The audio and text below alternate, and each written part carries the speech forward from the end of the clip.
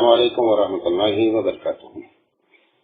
الحمد للہ رب العالمین والعاقبۃ للمتقین والصلاۃ والسلام علی رسولہ الکریم۔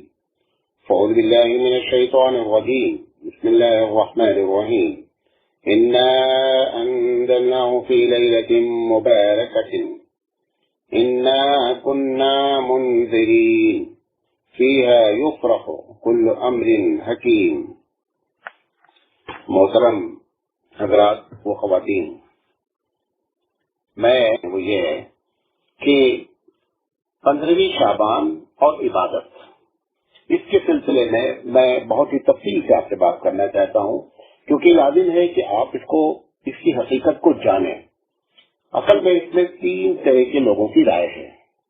ایک رائے تو یہ ہے کہ اس کو بہت فضیلت والی رات سمجھتا ہے ایک طبقہ، اور دوسرا طبقہ جو ہے جو معتدل ہے، اور تیسرا طبقہ جو ہے جو سرے سے اس کا انکار کرتا ہے کہ 15ویں شعبان کوئی چیز ہی نہیں ہے۔ اب میں ان تینوں کے بارے میں آپ کو بات کروں گا۔ آج میں ہو سکتا ہے کہ صرف پہلی رائے کے بارے میں کہ اس کی بہت زیادہ جو لوگ فضیلت سمجھتے ہیں اس کی بنیادی وجہ کیا ہے۔ اس کی بنیادی وجہ 4 ہے۔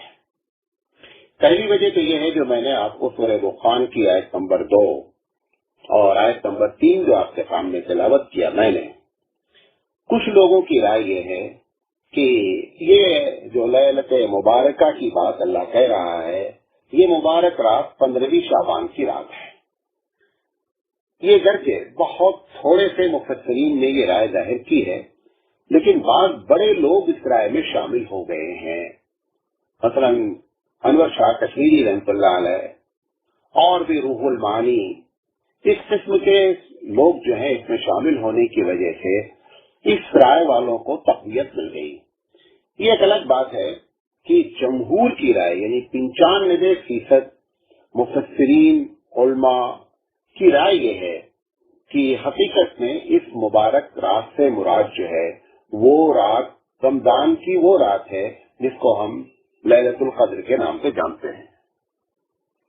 لہذا یہ پہلی وجہ ہے کہ لوگ اس کی فضیلت جو ہے وہ سمجھتے ہیں، لیکن حقیقت یہ ہے کہ اس آیت سے شعبان کی جو ہے وہ 15ویں تاریخ مراد لینا میری سمجھ سے زیادتی ہے، ایسا نہیں ہونا چاہیے۔ دوسری اس کی وجہ یہ ہے کہ احادیث کچھ آئی ہیں، اس میں کچھ ضعیف ہیں، کچھ کیا مطلب زیادہ تر ضعیف ہیں، لیکن 1-2 حدیث بہت صحیح درجے کی آئی ہوئی ہیں، جس کی بنیاد پر لوگوں نے اس رات کی بڑی فضیلت بیان کر دی۔ یہ دوسری وجہ ہے۔ میں ابھی انشاءاللہ ان حدیثوں کو ذکر کرنے کی کوشش کرتا ہوں۔ اور اس میں تیسری وجہ یہ ہے کہ کچھ بڑے علماء نے اس رات کے بارے میں اپنی رائے کا اظہار کیا، اور ان کی وجہ سے اس رات کی فضیلت لوگوں نے زیادہ سمجھنا شروع کر دیا۔ انشاءاللہ اس کے بارے میں بھی بات کریں گے۔ اور چوتھی وجہ یہ ہے کہ شعبان کی جو مطلق فضیلت صحیح حدیثوں میں ہے، شعبان کی 15 شعبان کی شعبان کی جو فضیلت بیان کی ہے حبیب مصطفیٰ صلی اللہ علیہ وسلم نے، لوگوں نے اس فضیلت کو وہاں سے شعبان کی فضیلت کو اٹھا کر کے 15ویں شعبان کی فضیلت سے لا کر کے اس کو کیا کر دیا، چسپا کر دیا۔ تو یہ 4 بنیادی وجہ ہیں جس کی وجہ سے یہ لوگوں کو کنفیوژن ہوا ہے۔ تو اب پہلی بات تو میں نے بیان کر دی کہ اس آیت کے بارے میں تو جمہور کی رائے یہ ہے کہ حقیقت میں یہ آیت جو ہے سورہ دخان والی آیت جو ہے، جو لیلۃ المبارکۃ ہے، جس کو لوگ سمجھتے ہیں کہ اس سے جو ہے وہ شعبان کی ہے، اس پر تو میں نے اپنی رائے دے دیا۔ اپنی رائے کے لیے میں نے لوگوں کی رائے نقل کر دیا کہ ہمارے یہاں اکابرین 95% شروع سے لے کر آخر تک کی رائے یہ ہے کہ یہ صاحب اس سے مراد جو ہے وہ لیلۃ القدر ہے۔ اب آئیے وہ احادیث جن کی حدیث کی بنیاد پر لوگ اس کی فضیلت کو سمجھتے ہیں۔ میں کوشش کروں گا کہ حدیث کے بارے میں یہ بھی بتاتا چلوں کہ حدیث صحیح ہے یا ضعیف ہے۔ تو اس میں ایک حدیث ہے کہ اللہ کے رسول صلی اللہ علیہ وسلم نے فرمایا کہ اس رات میں مرنے والوں کے ناموں کی فہرست تیار کی جاتی ہے، اور 15ویں کو یہ فہرست ملک الموت کے حوالے کر دی جاتی ہے۔ اس روایت کو ابن ابی دنیا نے نقل کیا ہے، اور شاہ محدث عبدالحق دہلوی رحمۃ اللہ علیہ نے بھی جو ہے اس روایت کو نقل کیا ہے، لیکن یہ روایت، یہ حدیث ضعیف ہے۔ دوسری جو ہے اکرمہ رضی اللہ تعالیٰ عنہ کی تفسیر بیان کی جاتی ہے کہ فیہا یفرق کل امر حکیم، وہی سورہ دخان کی آیت، کہ اس رات میں گویا کہ فیصلے کیے جاتے ہیں، اور اس فیصلے کی بنیاد پر اس فیصلے والی رات کو اس رات کا نام دے دیا گیا ہے۔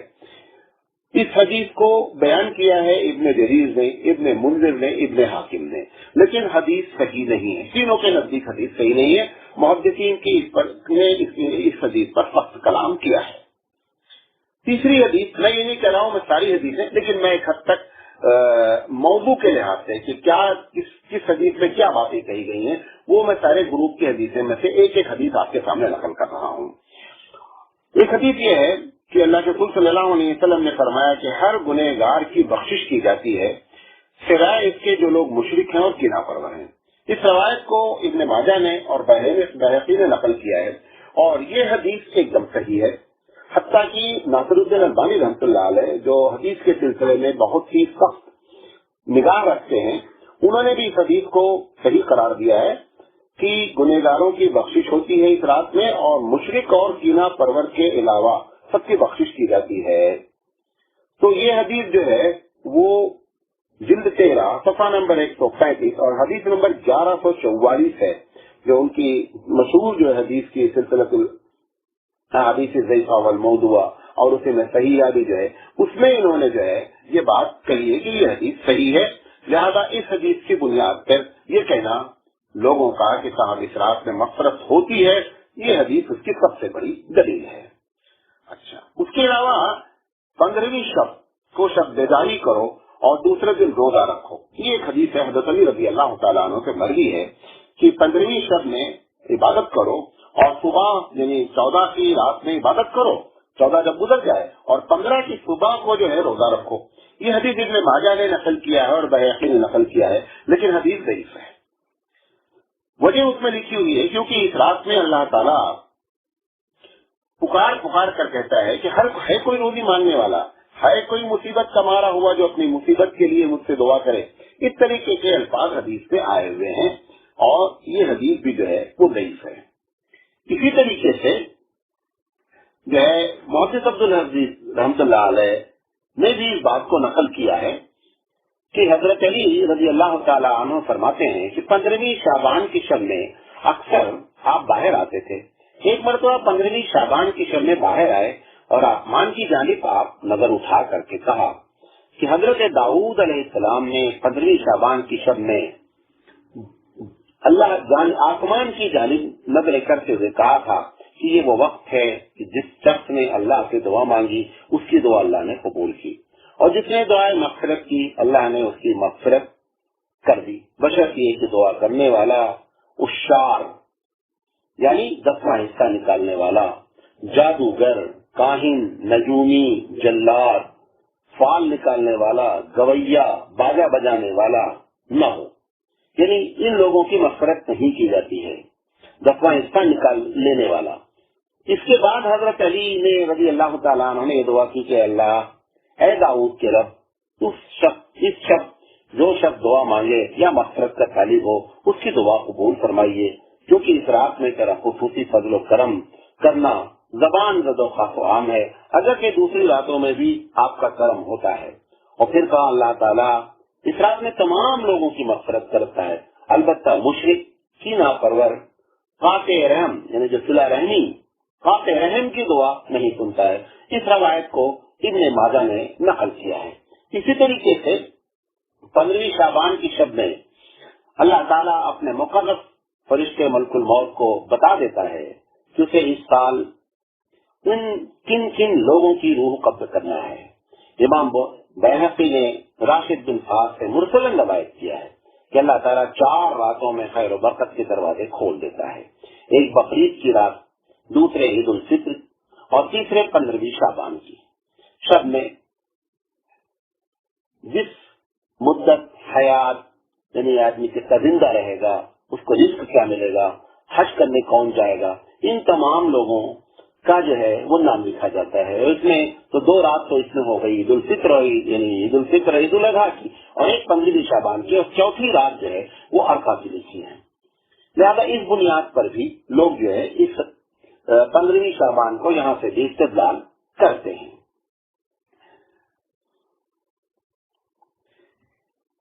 اس کے علاوہ ایک حضرت عائشہ صدیقہ رضی اللہ تعالیٰ عنہ سے ایک واقعہ ہے جو قبرستان جانے کا واقعہ ہے. تو یہ اتفاق سے بہقی نے نقل کی، اتنی میں نے ابھی حدیث نقل کی، سوائے ایک حدیث سے ساری حدیثیں ضعیف ہیں.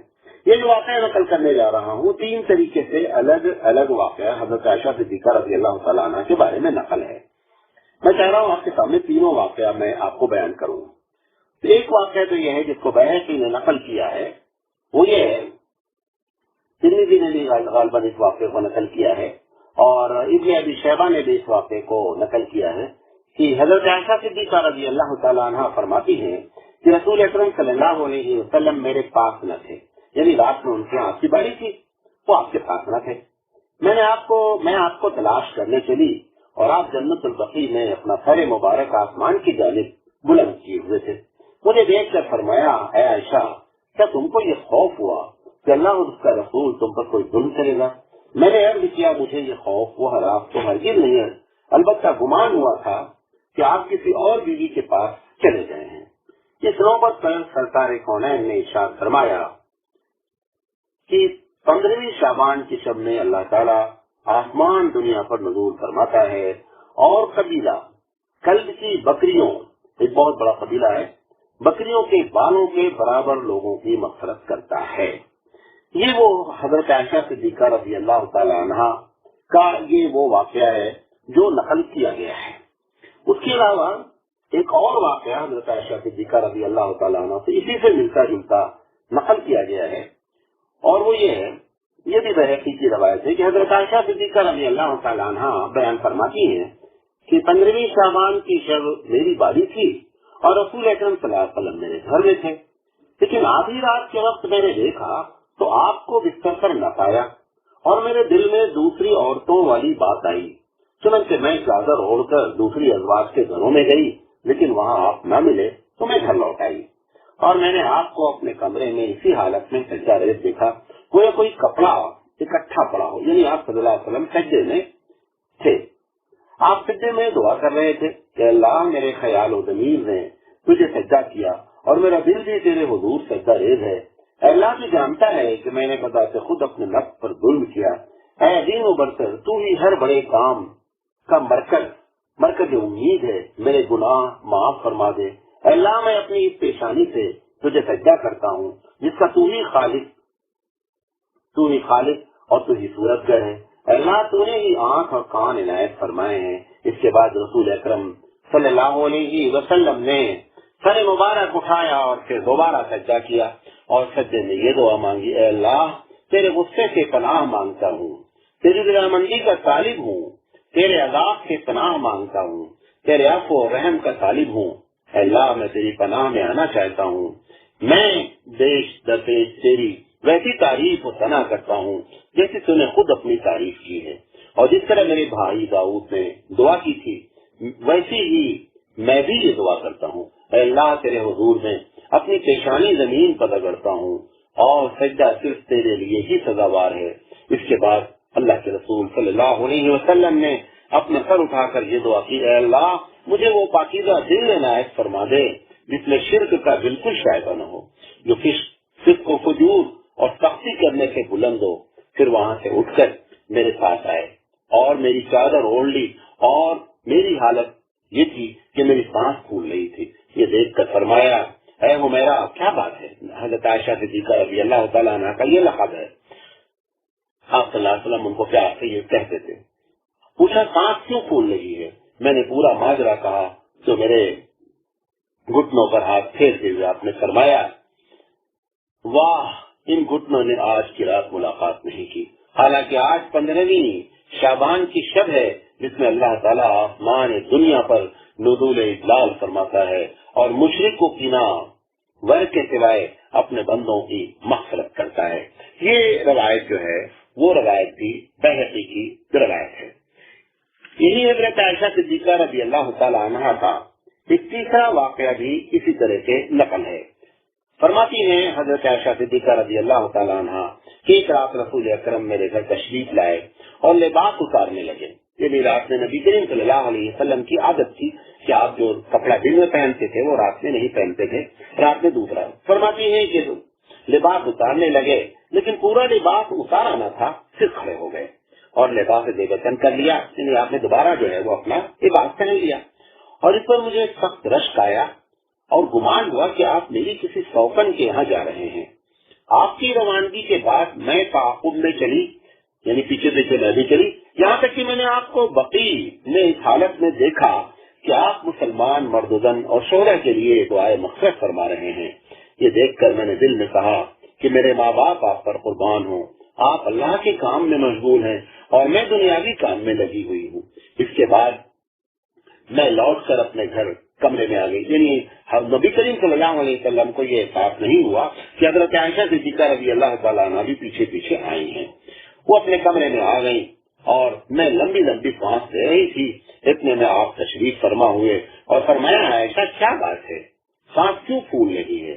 میں نے کہا میرے ماں باپ آپ پر قربان، آپ تشریف لا کر لباس اتارنے لگے اور لباس اتارنے نہ پائے تھے کہ کھڑے ہو کر دوبارہ لباس پہن لیا۔ اس پر مجھے رشک آیا اور گمان ہوا کہ آپ کسی اور بیوی کے یہاں تشریف لے جا رہے ہیں، تاں کہ میں نے آپ کو قبرستان بقی میں مشغول دعا دیکھا۔ اس پر ارشاد فرمایا اللہ کے رسول صلی اللہ علیہ وسلم نے، عائشہ کیا تمہیں یہ خوف ہے کہ اللہ اور اس کا رسول تم پر ظلم کرے گا؟ واقع یہ تھا، یہاں سے اللہ کے رسول صلی اللہ علیہ وسلم فرما رہے ہیں کہ واقعہ یہ تھا کہ جبریل آئے اور انہوں نے کہا آج شعبان کی 15ویں شب ہے جس میں قبیلہ بنو کلب کی بکریوں کے بالوں کی تعداد کے برابر اللہ تعالیٰ اپنے بندوں کی مغفرت فرماتا ہے، اور مشرکوں کی نا پرور فاتح رحم دلی جن کے اندر نہیں ہوتی جو چلا رہے، اور بدسلوک غرور سے زمین پر لباس گھسیٹ کر چلنے والے والدین کے نافرمان اور مستقل جو لوگ شراب پیتے ہیں، ان سب پر نظر کرم نہیں کرتا بلکہ اس کے علاوہ سب پر کرتا ہے۔ اس کے بعد آپ نے لباس اتارا اور فرمایا عائشہ شب بیداری کی اجازت ہے؟ میں نے عرض کیا جی ہاں، میرے ماں باپ آپ پر قربان۔ بسد شوق چنانچہ آپ کھڑے ہو گئے اور عبادت کرنے لگے۔ اندرون نماز آپ نے ایک بڑا لمبا سجدہ کیا جس پر مجھے آپ کی قبض روح کا گمان ہوا۔ میں اٹھ کر آپ کو دیکھنے ڈھالنے لگی، میں نے آپ کے تلوؤں کو ہاتھ لگایا تو اس میں حرکت تھی۔ اس پر مجھے خوشی ہوئی اور میں نے آپ کو اندرون سجدہ یہ دعا کرتے ہوئے سنا، اے اللہ میں تیرے عفو و کرم کی طلب کے لیے تیرے مواخذہ کرنے سے پناہ مانگتا ہوں، میں تیری رضامندی کے لیے تیری ناخوشی سے پناہ مانگتا ہوں۔ اے اللہ تیرے جلال و جمال کی قسم میں تیری ہی پناہ دہی کا پاسدار ہوں، اور مجھ سے ویسی حمد و ثنا ناممکن ہے جیسی تو نے خود اپنی تعریف کی ہے۔ صبح کو حضرت عائشہ صدیقہ رضی اللہ تعالیٰ عنہ نے آپ سے ان دعاؤں کا تذکرہ کیا، فرمایا یہ دعائیں یاد کر لو اور دوسروں کو بھی ان کی تعلیم دو، کیونکہ جبریل علیہ السلام نے مجھے یہ دعائیں سکھائی ہیں اور کہا سجدے میں یہ دعائیں مقرر سے پڑھا کرو۔ اس طریقے سے یہ حضرت عائشہ صدیقہ رضی اللہ تعالی عنہا کا واقعہ ہے۔ یہ واقعہ ایک ہی مرتبہ پیش آیا ہے، مختلف انداز میں مختلف راویوں نے بیان کیا ہے۔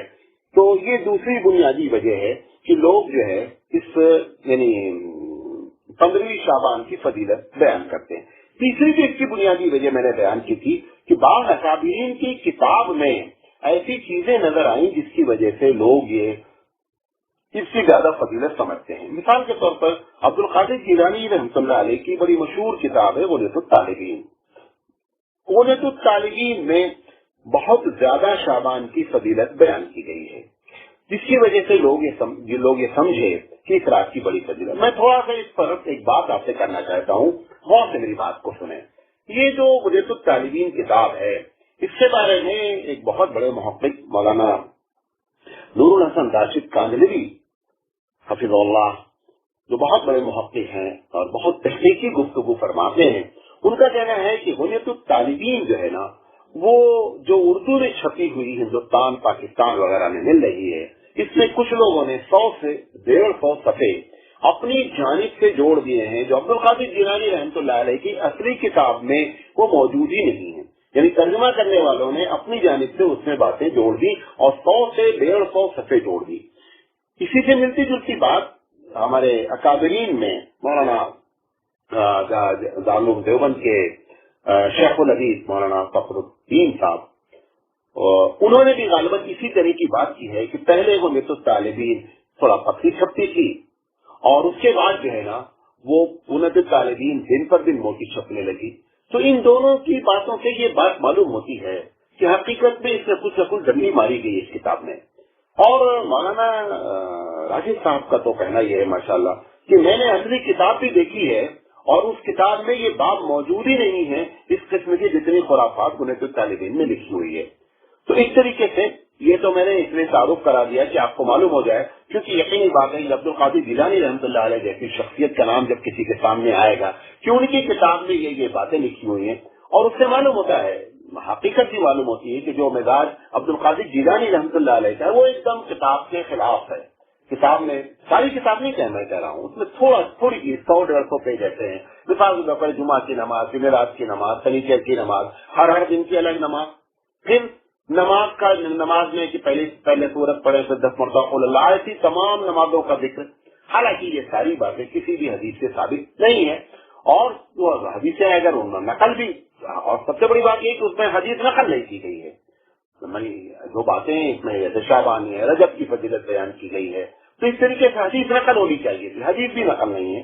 تو اس سے ان دونوں اکابرین کے اقوال صحیح معلوم ہوتے ہیں کہ قدرت الطالبین کی کتاب پر اعتماد اس سلسلے میں نہیں کیا جا سکتا ہے، کیونکہ اس میں کتنی جلدی ماری گئی ہے اس کا اندازہ ہم کو نہیں ہے. دوسری چیز یہ ہے جس کو شیخ عبدالحق محدث دہلوی رحمۃ اللہ علیہ نے نقل کیا ہے، ما ثبت بالسنہ فی ایام السنہ میں صفحہ نمبر 203 پہ انہوں نے یہ بات لکھی ہے کہ عمر بن عبدالعزیز رحمۃ اللہ علیہ نے، یہ بڑی بات مشہور ہے کہ عمر بن عبدالعزیز رحمۃ اللہ علیہ نے اپنے گورنر کو خط لکھا، اور خط لکھا تو انہوں نے کہا کہ دیکھو 4 راتوں کا خاص اہتمام کیا جائے، اس میں سے ایک رات جو ہے وہ انہوں نے 15ویں شعبان کی رات لکھی.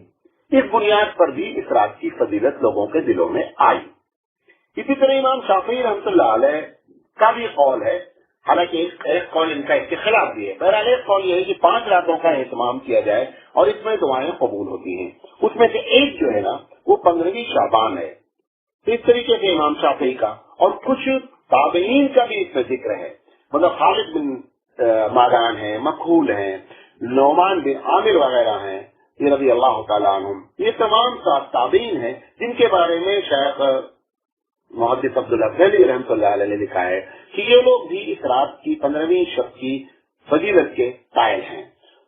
اور ان کا خود کا کہنا یہ ہے شاہ صاحب کا کہ امام اوزاعی رحمۃ اللہ علیہ اور میں خود بھی اس بات کا قائل ہوں کہ یہ رات عبادت کی ہے. اچھا، چوتھی چیز جو کنفیوز کی ہے وہ یہ ہے کہ شعبان کی فضیلت میں بہت سی صحیح حدیثیں ہمارے پاس آلریڈی موجود ہیں. اس شعبان کی فضیلت کو لوگوں نے اٹھا کر کے 15 شعبان کی فضیلت پر لا کر کے اس کو سستا کر دیا. یہ غلط فہمی ہم لوگوں نے کی جان بوجھ کر کے، یا بعض لوگوں سے اس کو تمیز نہیں کیا، اس کی بنیاد پر ایسا ہو گیا. میں چند حدیثیں اس سلسلے میں شعبان کے بارے میں نقل کرتا ہوں جو صحیح حدیث ہے. اس فیصلے کو دیکھ کر جو میں نقل کرنے جا رہا ہوں وہ حدیثیں کیا ہیں؟ صحیح ہیں. ماہ رجب و شعبان کے درمیانی مہینہ شعبان سے لوگ غفلت برتتے ہیں. اللہ کے رسول فرما رہے ہیں کہ غفلت برتتے ہیں، حالانکہ اس ماہ میں بندوں کے اعمال کا زیادہ ثواب دیا جاتا ہے اور بارگاہ الہی میں پیش ہوتے ہیں. مجھے یہ امر زیادہ پسند ہے کہ میرے اعمال بارگاہ الہی میں اس طرح پیش ہوں کہ میں روزہ دار ہوں. لہٰذا یہ بحقی کی روایت ہے. اسی طرح آپ نے فرمایا کہ شعبان میرا اور رمضان اللہ کا مہینہ ہے. اس کو دہلوی نے نقل کیا، لیکن یہ حدیث جو ہے وہ ضعیف ہے.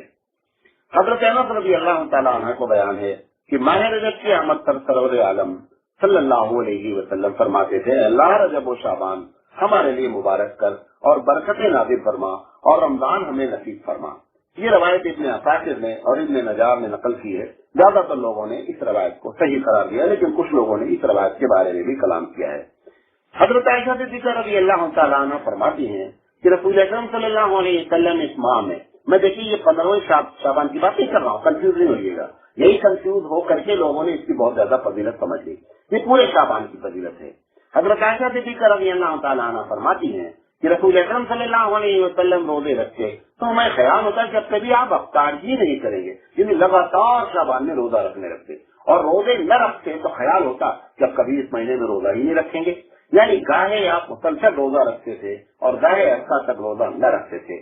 और मैंने रसूल अकरम सल्लल्लाहु अलैहि वसल्लम को माह शाबान के सिवाय किसी दूसरे महीने के पूरे रोजे रखते कभी नहीं देखा, यानी माह शाबान में आप अक्सर बेशतर रोजा रखते थे। अलबत्ता दूसरे महीनों की बनिस्बत माह शाबान में ज्यादा तादाद में रोजे रखते थे। इस हवायत को इमाम बुखारी, इमाम मुस्लिम, अबू दाऊद और मुअत्ता ने नकल किया है। अब देखिए ये कितनी सही रवायत है, लेकिन उम्मत का हाल ये इस वक्त बना हुआ है कि जो चीज ज्यादा साबित है सही, उसको हम करने के लिए कतई तैयार नहीं है। इसी तरीके से मुस्लिम नसाई में अबू सलमा रज़ी अल्लाह तआला अन्हु से मरवी है कि हज़रत आयशा सिद्दीक़ा रज़ी अल्लाह तआला अन्हा से कि रसूल अकरम सल्लल्लाहु अलैहि वसल्लम के रोजों के बारे में दरियाफ्त किया गया तो आपने फरमाया कि रसूल अकरम चंद दिन के अलावा बाकी इस महीने के पूरे शाबान के महीने रोजा रखते थे। तिरमिज़ी में भी इसी से मिलती जुलती हदीस है कि अल्लाह के रसूल सल्लल्लाहु अलैहि वसल्लम माह शाबान में ज्यादा दिनों तक रोजा रखते थे। इसी तरह बुखारी मुस्लिम में हज़रत आयशा सिद्दीक़ा रज़ी अल्लाह तआला अन्हा की ज़बानी है कि रसूल अकरम सल्लल्लाहु अलैहि वसल्लम दीगर महीनों की बनिस्बत माह शाबान के पूरे रोजे रखते थे और फरमाते थे कि अपनी ताकत के मुआफिक अमल सालिह करते रहो और बिलाशुबा अल्लाह नहीं थकता बल्कि तुम लोग थक जाते हो।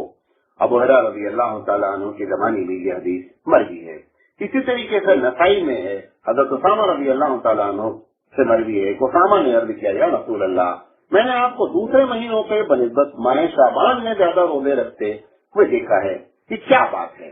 आप सल्लल्लाहु अलैहि वसल्लम ने फरमाया कि ये वो महीना है जिससे लोग आमतौर पर गफलत बरतते हैं।